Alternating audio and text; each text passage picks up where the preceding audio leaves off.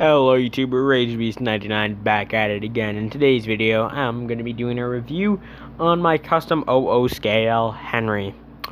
Now, I did not make this custom, so I don't want to take any credit for it. This was all made by my good friend NWR Brakevan. If you haven't already subscribed to him, go subscribe to him. Go show him some support because he has absolutely fantastic models that he will be uploading videos on in the near future. So, moving on to the Henry. This Henry has actually been made out of an old B17 that one of our other friends gave to good old-fashioned NWR Brakevan. When NWR Brakevan got it, he got it in very weird condition. This is what the Henry looked like. Yes, it does look like a pile of dog turd. Yes, this camera quality is absolutely doo-doo because I have to zoom in. This is what the actual full picture looks like. And that take-along Henry, I own it, so you already know. I don't know what I was gonna do there. Anyways, so it was made out of a B17, and well, when NWR got it in his hands, he took it apart.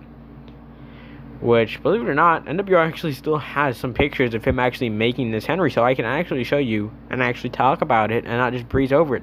So, Henry, of course, or the B17, should I say, of course, doesn't have a slanted firebox like old shape Henry has.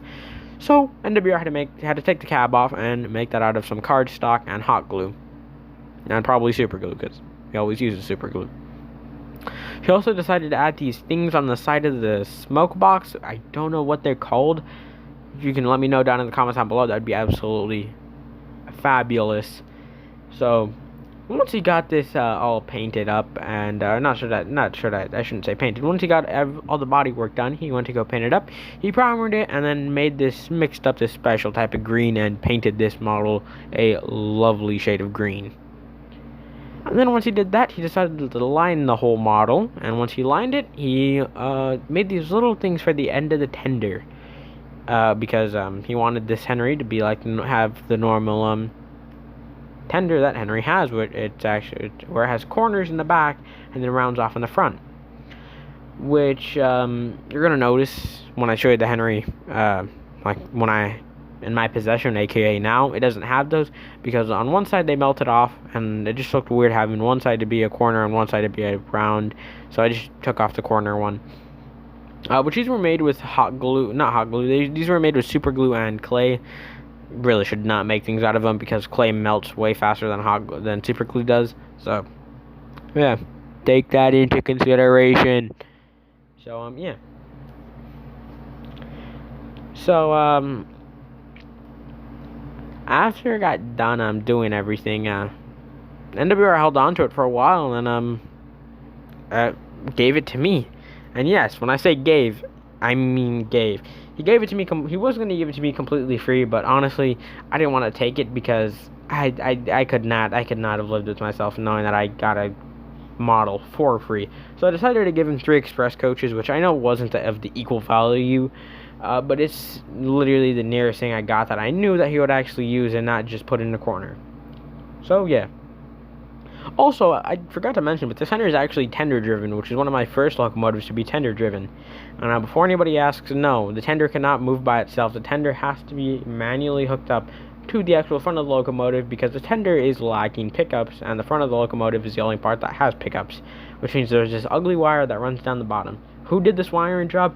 NW Brakevan, which is actually the original owner of this, and NWR Brakevan, which, yes, I know their names kind of get confused. You might get confused, but they both bicker about whose this wiring job fail was.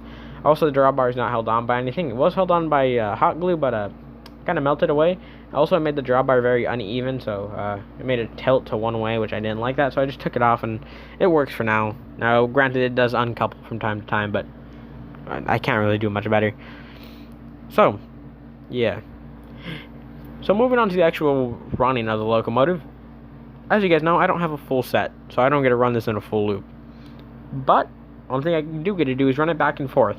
Now running it back and forth, I let the motor spin and all that, but this motor does sometimes like to stop working on certain pieces of track, and it just really varies. Also, the side routes do like to lock up from time to time, where in that case I manually have to spin them like this. So yeah. Now, overall, should you make a B17 into an old shape Henry? Yes. Trust me, it's gonna be cheaper and probably better than making a C1 or maybe even an A1 into it. So, yeah.